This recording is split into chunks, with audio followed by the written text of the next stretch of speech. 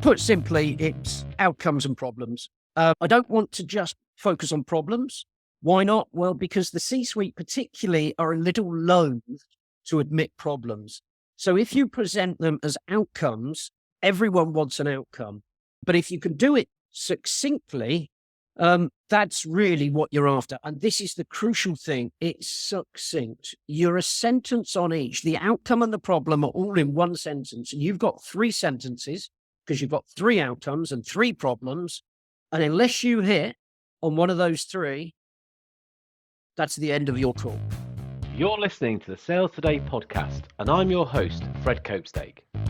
On this podcast, we explore how sales professionals can develop a modern approach to winning business, the application of virtual selling techniques, how to create meaningful business relationships, and much more. Why not take our free collaborative selling scorecard to see how your sales approach suits today's environment? You'll find a link in the show notes. And welcome to this episode of the Sales Today podcast, where I'm delighted to be joined by Martin Stevens. Martin is founder of Pipeline Doctors, and today we're talking cold calling. So Martin, welcome. Thank you. Pipeline Doctors. All the way from Sydney. All the way from Sydney. It's a global economy now. It doesn't matter where we are. That's how I think. Anyway. Well, it's just that it's dark here and we're going into winter and it's probably light there and you're going into summer. But apart from that, it doesn't really matter, no? Yeah, well, it's probably about the same. Yeah, actually, you're right. Yeah. But no, tell me a little bit about Pipeline Doctors. You are about cold calling, but you're quite specific in the way that you operate, correct? I think that's fair to say. So I started it about 5 years ago. Time flies. After working in a lead generation company, almost by accident, to be brutally honest. But suddenly realized that why am I doing this for somebody else? I can certainly do this for myself. So 5 years ago, sort of, I guess, took the bull by the horns and decided to start my own company. And very glad I did. Very glad I did. But on purpose, decided to quite keep it small. So it started off in my shed out in the garden. It grew just before COVID to a sort of small what-if office. Then COVID hit and I'm back in the shed in the garden now. So it goes full circle. Yeah, well, it's agile. I think it was very agile. Agile. Yeah. Agile. I'm going to use have it on me, mate. Agile. Have it on me. I'm stealing it. But you're also very focused, yeah? It's focused in on, you focus on C-suite meetings. Tends to be. If I'm right.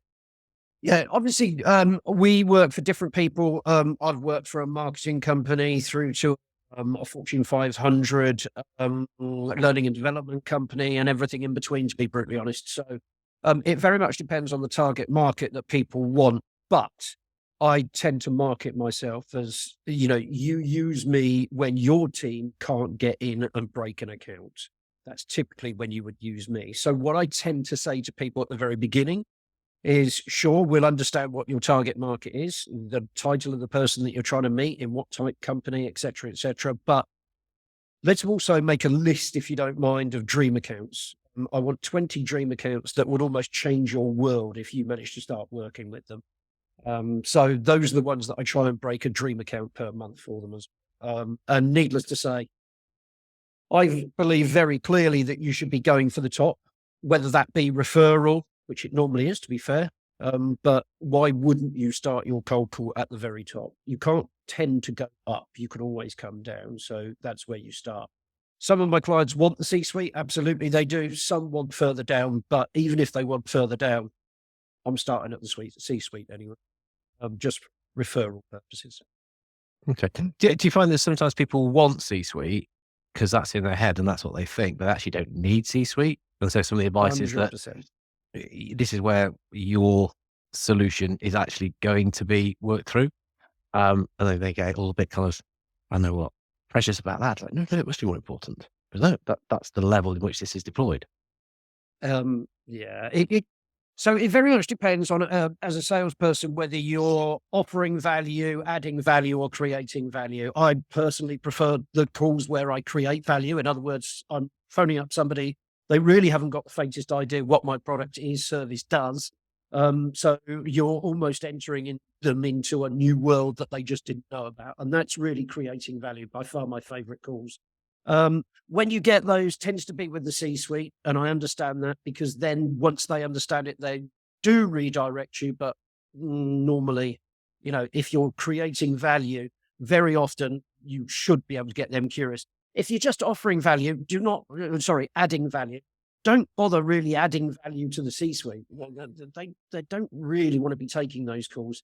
And if you're just offering value, don't go anywhere near the C-suite and just offer value. Here's my product. You know what it is. It's a computer. It's a laptop. It does laptop type things. Don't be talking to the C-suite about that. That's just pointless. So yes, there is a little bit of education that has to go with each client.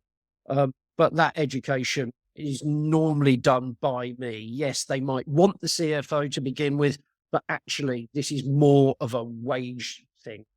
Go to the manager, head of wages, etc., because that's really where. But I'll get that referral from the CFO once I've explained it, and the CFO will direct me. And so that's what I tell my clients. If you haven't got it with the C-suite, I got a referral to this person from the C-suite. This is who you want. And that happens a lot. Yes. I like it. Creating value. So this is Brave New World. They didn't know about this stuff. It opened their eyes to them. They become curious. And actually, yes, we are all over this because it's going to help our business move forward. Competitive advantage type stuff. Adding value. How do you define that? Adding value is where you already have an ERP. Actually, our ERP now uses AI. Were you aware of what the AI can do to your ERP? Oh, no, I wasn't. Okay. So, you're adding value to an existing product in a slightly new way. Whereas if you're just offering value, these are really commoditized products. You probably shouldn't be doing this over the phone, to be brutally honest. This is marketing territory. I still get asked to do it sometimes. Yeah. No, I like those ways of thinking, like, where we're going to pitch it.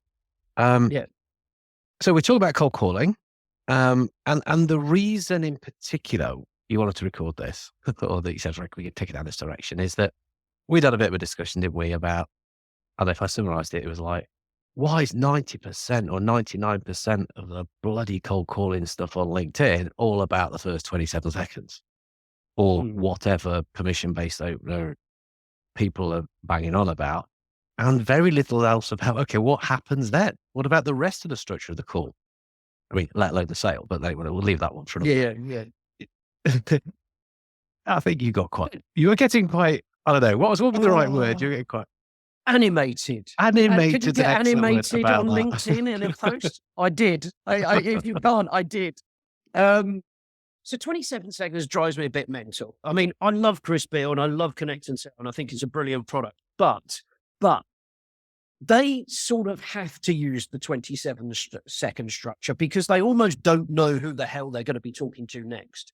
Yes, they've got a great big long list, but who do they actually get through to on the list? Who knows? So you don't, I understand why they use breakthrough and we've got something amazing that you should see, because they don't quite know who it is. They can't really personalize. They can't make it hyper relevant. So they have to sort of do it with a broad stroke, if you like.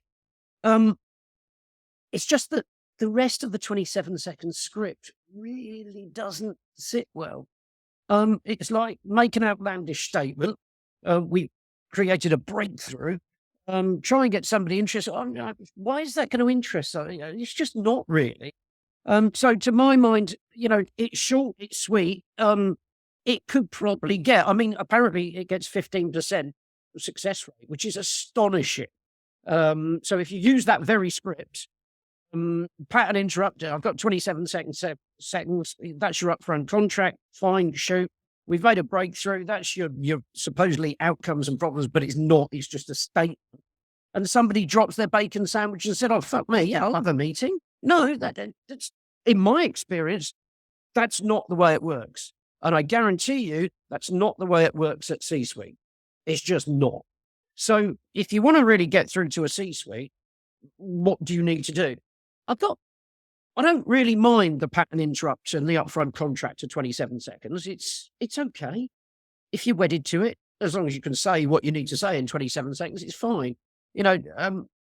I think there is a view these days, well, my view is that you actually don't bother needing much of a pattern interrupt at the beginning anymore. I mean, quite frankly, so long as you're not a scammer or a robot, I actually think most people are quite amazed when you're a normal person, you pick up the phone, even more so if you know their name. So actually, there used to be a real need for an unusual pattern interrupt, but in these days, it's just not quite there anymore. But you still need the upfront contract, and goes to classic Sandler. You need to set up the meeting at the beginning. You need to ask for time because it's apparently rude not to. And look, over the years, I've just become wedded to an upfront contract. It's just what I think is polite. So it's in my head as well. Sandler teaches it can't be all wrong. And again, 27 seconds, fine. I don't really have a problem with that. But as you say, it's what then comes after. Breakthroughs, amazing things that we've discovered. No. Once you've learned that upfront contract and somebody said, yes, sure, go for it. To my mind, you've got so kind of, if I can just pause you there. So just example of the upfront contract that you might use, because again, some people listening here will understand some of this terminology. Others might think, hang on a minute, what is that? So if you can just explain what it is and what you might say. Yeah, sure. Hi, Fred. It's Martin from the Pipeline Doctors. Listen, I realise I'm an interruption. Do you have 27 seconds? I'll play out my best pony and trap. At the end of that, feel free to slam the phone down on me. How does that sound?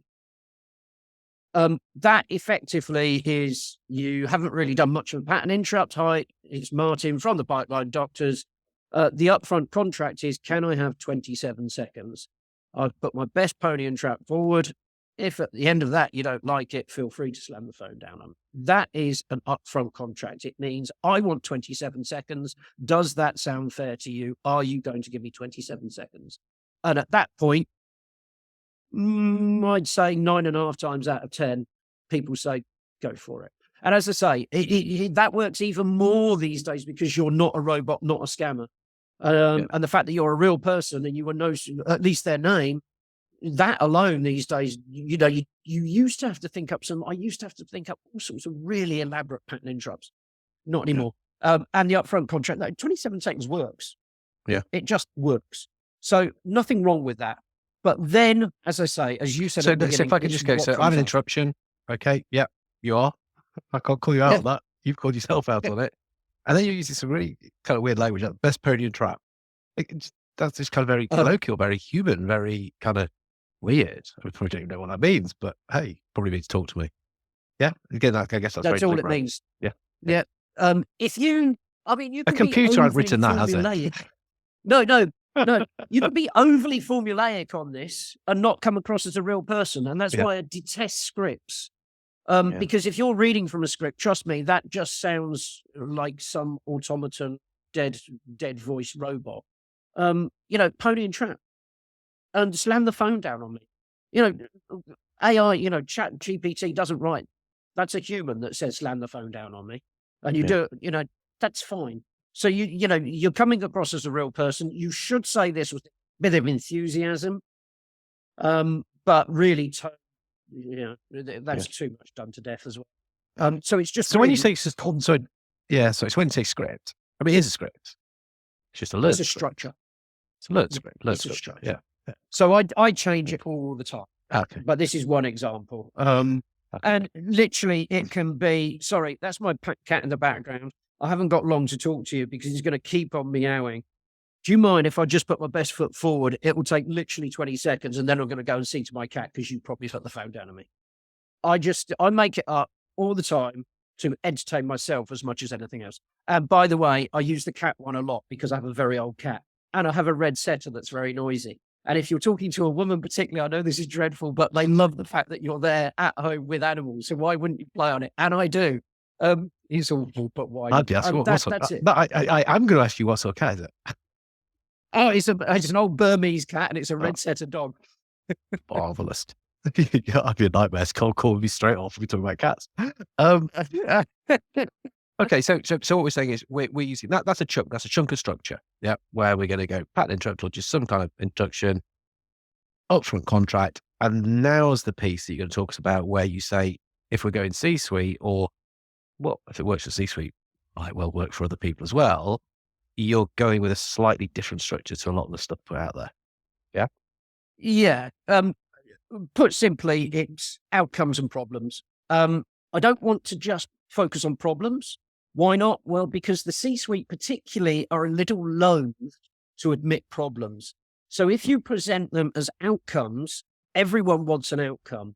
But if you can do it both succinctly, that's really what you're after. And this is the crucial thing. It's succinct. You're a sentence on each. The outcome and the problem are all in one sentence. And you've got 3 sentences because you've got 3 outcomes and 3 problems.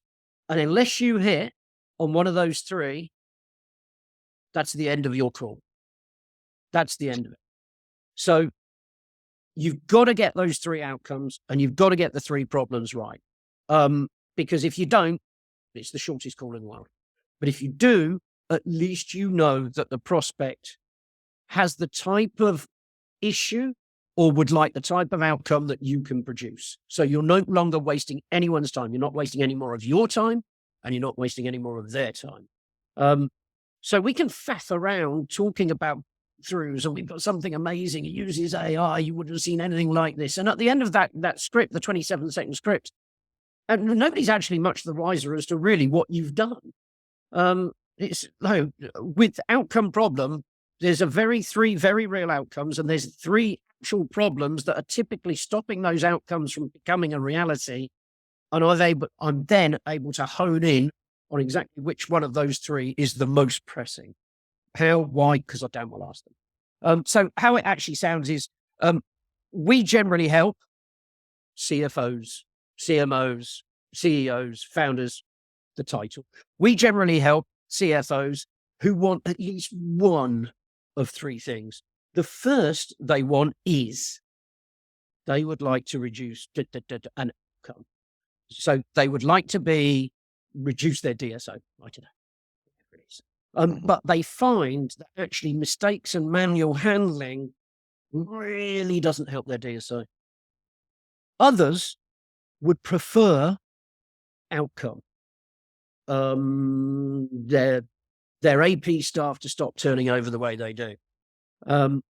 However, it's a tight work market. AP people are being poached left, right, and centre.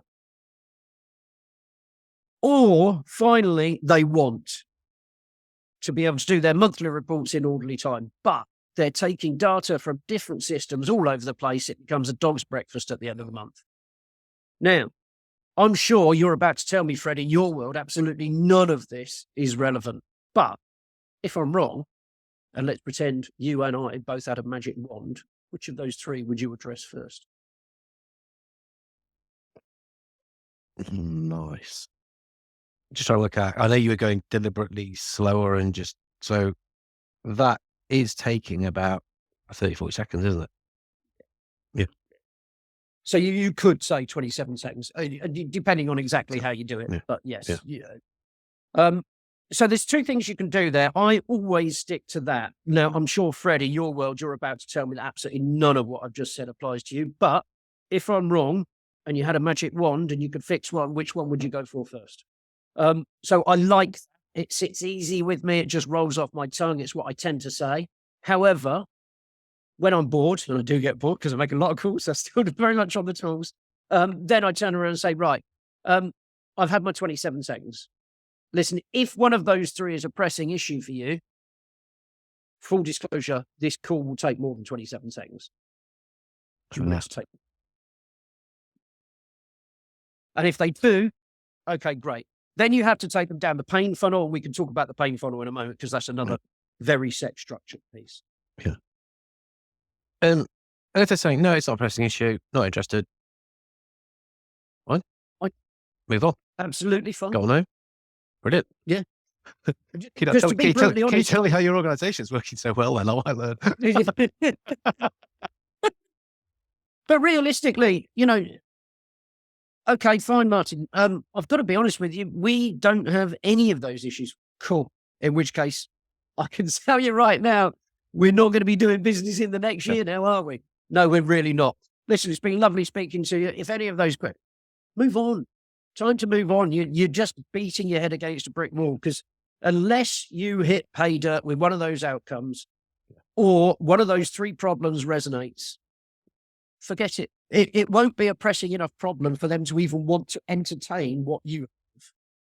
That's why those outcomes and problems, it's the most crucial part of the entire call. And it's the only part that I would ever countenance anyone scripting. And why do Just I to make suggest sure. scripting? Yeah, go on. I Because was trying to guess where you you don't really started. want to trick yourself. So the problem with scripts is, of course, you know your words, but they don't know theirs. The beauty of this is you've got your 27 seconds, but you've got your time to put your pony and trap forward. That's your time. So you don't need to worry about that, what they say, really. You are just getting this out. Therefore, it can be scripted.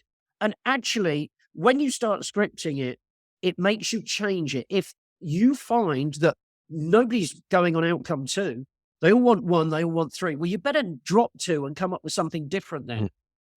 They want 1, but it's not the problem that you say that 1. Okay, well, let's sort that out then. I learn from every call. And that's essential. And I learn what is the hot outcome and what is the hot problem for these people at the moment in this vertical. And I'm a massive one for calling in verticals so that I can drop in buzzwords into verticals. And I learn all the time. So that means I can change that bit of script, but it's the only part that's scripted. And practiced and rehearsed and refined. And I mean, it's what an actor does, isn't it? I mean, that's what when people say scripts do work. Yeah, people use Shakespeare's scripts still. Oh, absolutely. Yes. But I mean, for cold call purposes, I just hate the idea. You know how you see these scripts and they're written like, and you must now say this and wait. Okay, so what are they supposed to say at this point? I don't know. You don't know. Yeah. I mean, what happens then? Oh, and magically, apparently, you go on to your next part of the script because whatever they've said is exactly what you wanted. Yeah. It's like, no. So my view is this is lines, and it's like so learning those lines of outcomes problems. And those lines should change and get better over time. And trust me, they always do get better because I hone in on the outcome and I get better at enunciating the problem as well. So those bits are the only bit to script because there's nobody interrupting you and you can just, so yeah. let's call it lines. I mean, your lines, yeah. Well, it's a line script. Well, here. And you go outcome problem. Again, very deliberate. Thinking there. Very deliberate. The whole thinking really is the whole thinking again is because C-suites don't want to admit problems. Okay. Certainly not to an outright stranger. They will, if you can couch a problem as what's preventing an outcome, it's much less of an admission by a C-suite that they've got a problem. Yeah. If it's couched with an outcome that's preventing an outcome, that is an acceptable way of admitting, yeah, we found a bit of that. Fine. A bit of that, loads of that. Right. Well, no, then that's where my skill as a caller comes in, and that's the pain funnel. Right. So let's have a think about the pain funnel. Depending on which one they picked, you're needing to drill down. Yeah. Okay, talk to me about that. What have you done about it? What have you found has happened because you didn't leave it? What happened when you tried to address it? Why does it still persist? And then magically, once you get through those, is there any chance that you could, by some miracle, quantify how much this is causing you a problem? How much pain? In terms of dollars, would you imagine this is causing you? Can you do that? And if I get that, which, by the way, in no more than 1/5 of successful meetings, I've got them to do that, no more than 1/5. But if you can, that is gold. Because now somebody's going into that C-suite meeting that I fixed, and that person, the prospect, has actually, they've quantified their pain. They've even managed to total up on the call that I had with them a rough figure as to how much problem is causing them. If I can get that information for somebody, that is pure gold dust. So I always ask the question. Some people, I would say 4 out of 5 just go, no. can't possibly quantify it. 1 in 5 go, oh, yes, we do have an idea there because fantastic. 1 in 5 sounds quite a lot, actually. Thinking about it. So I think Yes. the first reaction is that's quite low, but the more I'm thinking about that is actually that's pretty bloody good, to be fair, to have any kind of number on it. That happens particularly with a value add. When you're creating value,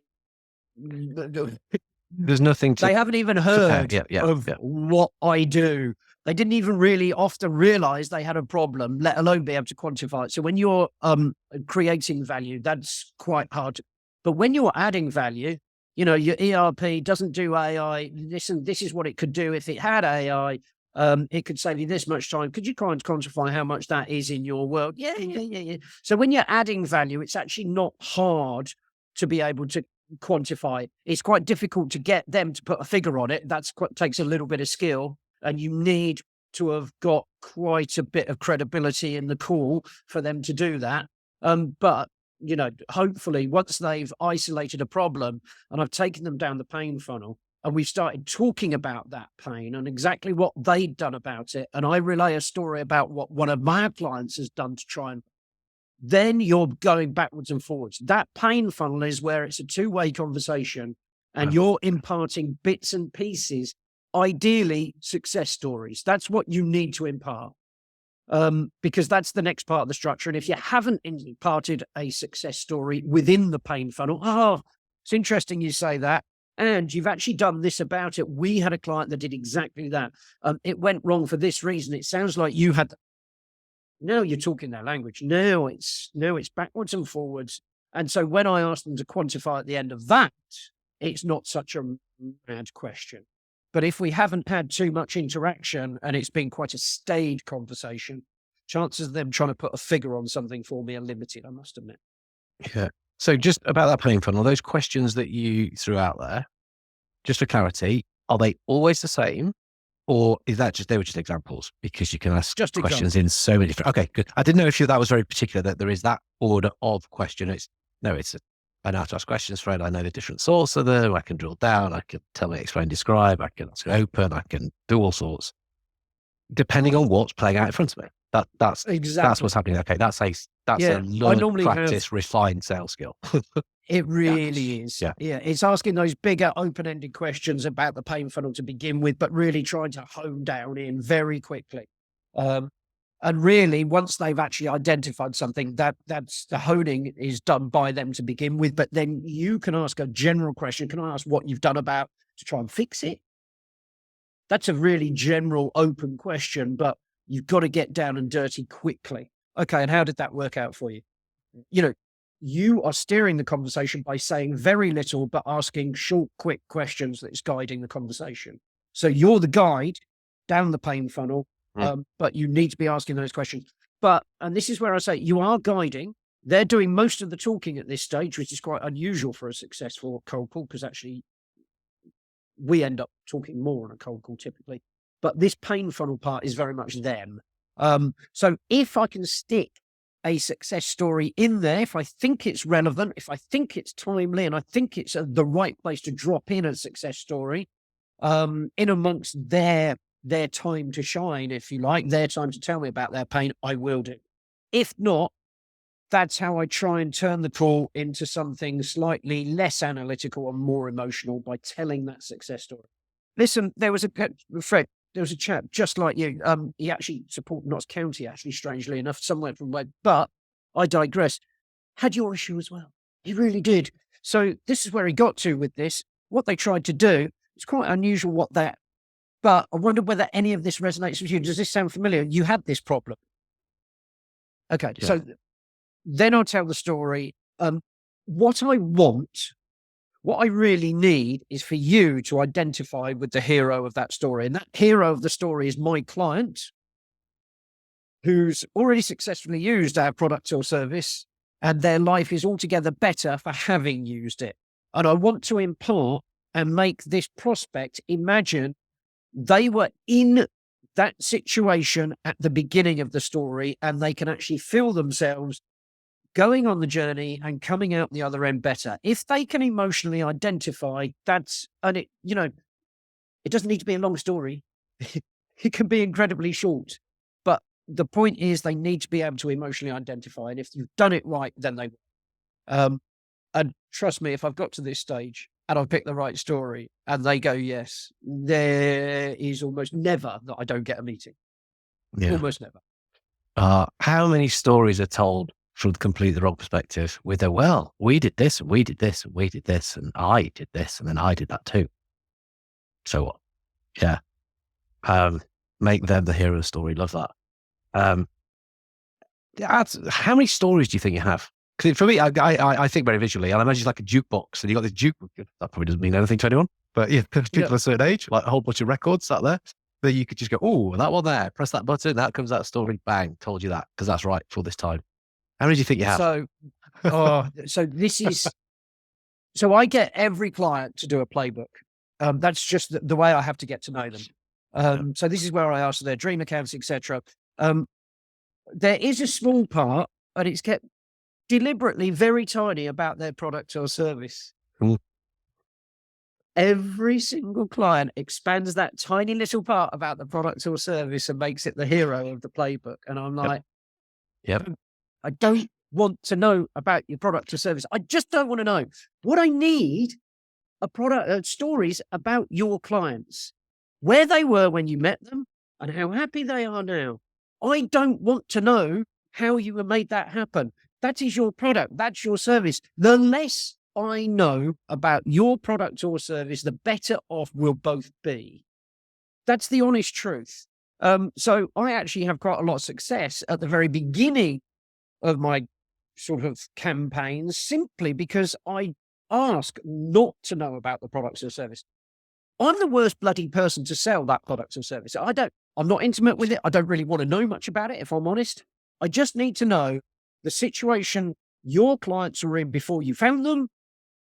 And I need to know how happy they are now. Because what I'm selling this meeting on is that you're going to tell them how you made that happen. That's the intrigue. That's the curiosity. They must want to know how you got this person that they identify with as very unhappy at the beginning and very happy by the end of it. And now you should be curious as to how we made that. And if you are, great, we can tell you. Have you got your calendar handy? Because that's the next step. You created the curiosity. Somebody does want to know how you made that happen. Great. Well, I'm not the person to tell you. I'm really not. But I know a man that can. So if you've got your calendar handy, let's fit the time.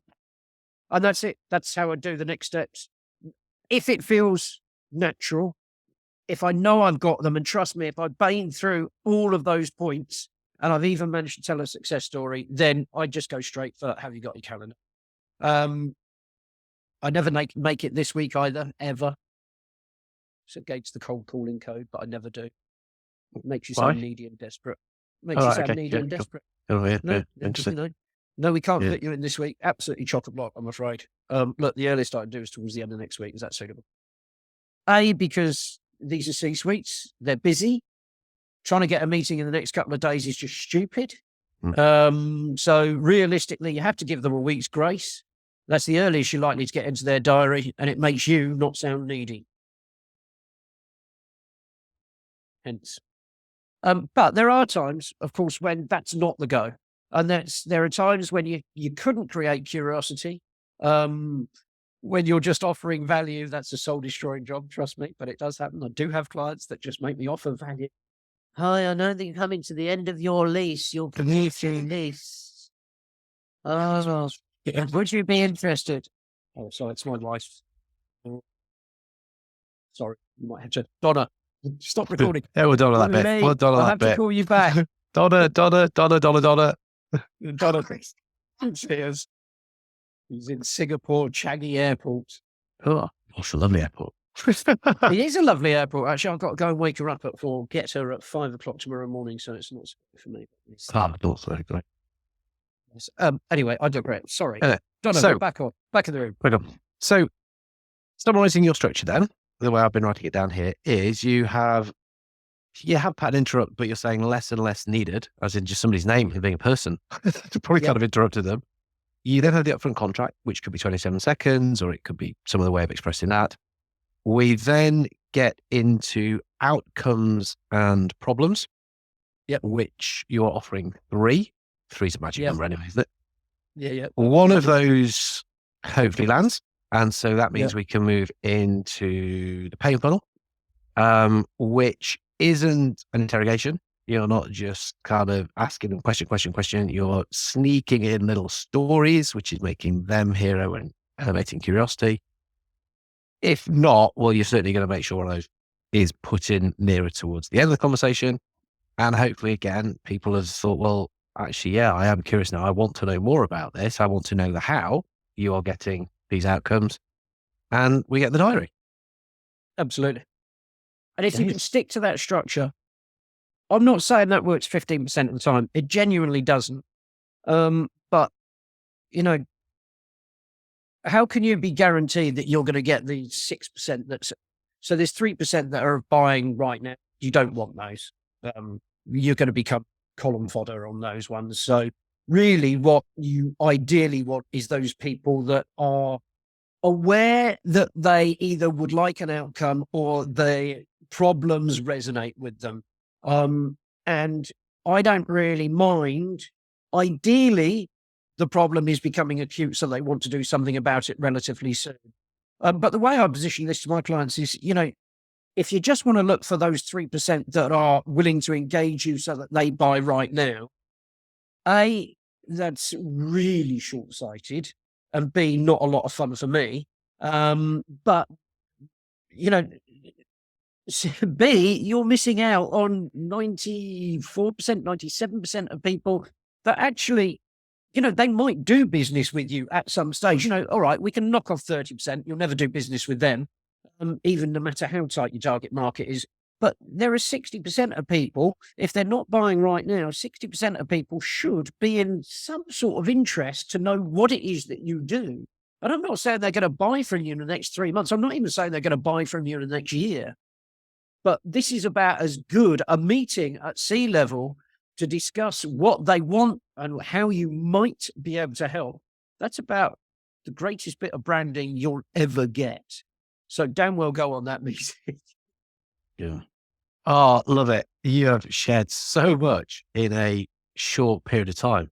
But again, I mean, I guess that is the whole skill we've been talking about anyway. So I shouldn't be surprised about that, should I? How do people get in touch with you? Best way to get in touch? LinkedIn is easy. Yes, we've got a Pipeline Doctors website, but find me on LinkedIn, Martin Stevens, or the Pipeline Doctors. Excellent. And if you do that, just mention that you'd heard Martin talk on this podcast, so he knows where the word got out there. Absolutely. But Martin, that's absolutely awesome. Thank you so much for sharing so much, doing that. Very interesting, very informative, and good fun as well. Good. Well, thanks ever so much, Fred. I know that you don't necessarily want to do cold calling. Hopefully it wasn't as dull as so. Thank you for listening to the Sales Today podcast with me, your host, Fred Copestake. I hope you've enjoyed what you heard today. If you did, please get in touch and hit subscribe. And remember, you can take the Collaborative Selling Scorecard for free to check out how your sales approach works in today's environment. You'll find it in the show notes.